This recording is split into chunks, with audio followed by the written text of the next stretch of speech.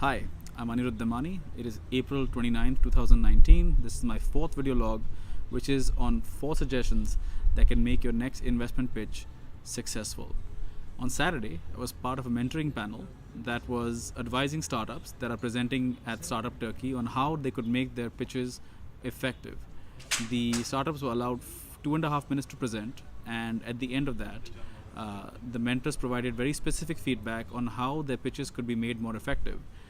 The entrepreneurs, as per the format, were not allowed to answer to any of that feedback using their presentation. And so there were some really good suggestions given by a large number of investors from across the world. I made a note of all the suggestions that were given, and then over the weekend I honed down to the top 4, which I'm presenting to you today. So the first one, and the most important one in my opinion, is focus on telling a story.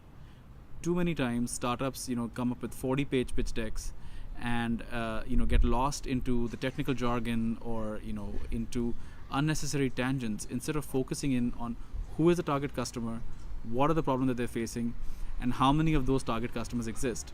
I think if you can get that point across, then you have the person that you're presenting to hooked for the remainder of the presentation. And then you can get into what is the real business opportunity, what is the business model, what is the team, and the traction. And that story sort of has a nice flow to it. So by the end, the person is wanting to hear more, which bleeds into my second point, which is keep your pitch deck light, keep it short, right? Try not to have these 40-slider pitch decks which take forever to go through. In today's notification-led world, it's extremely difficult to keep anyone's attention beyond 10 minutes. So if you have about 5 minutes with a person, try to keep your pitch down to about 5 to 8 slides. And if you have up to 10 minutes with the person, keep it down to about 10 to 16 slides.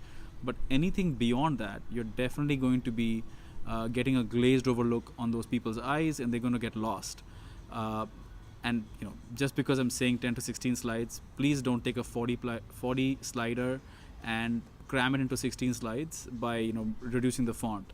The font needs to be 16 or higher and needs to be visible from a distance.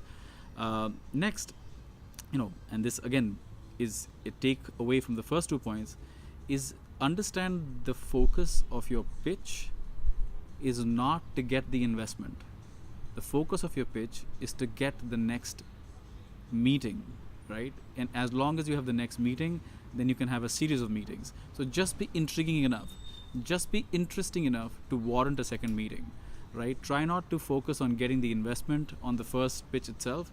Very few investors, I would probably put it out like 1 out of 10 investors has the ability or the inclination to write a check after meeting you for the first time.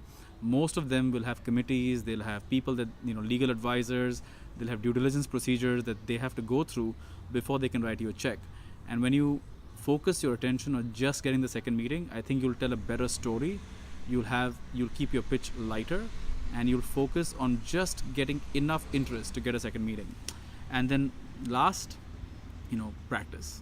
Obviously, it goes without saying that practice makes perfect, and therefore focus on your efforts on doing your presentation again and again and again, so that you can start off from any point in the presentation and you exude a lot of confidence throughout the pitch. Be relaxed before the presentation. A brilliant piece of advice given by one of the mentors was to put a pen into your mouth and say the entire presentation once, twice, and thrice, right, until you feel your face muscles relax. And once your face muscles are relaxed, you're going to say your pitch a lot more easily, a lot more casually, and you're going to exude confidence, which is so important when you're pitching. So remember, you don't have to win every pitch you make. Sometimes you only need one investor to say yes, or you need just one customer to say yes, and that can change the trajectory of your startup. So hopefully these 4 points are important for you, and that you use them at your next pitch. But if you have any other points that you think could be helpful for a founder who's about to go and start pitching, please do put them in the comment section below. Thanks a lot, and we'll talk again soon. Bye.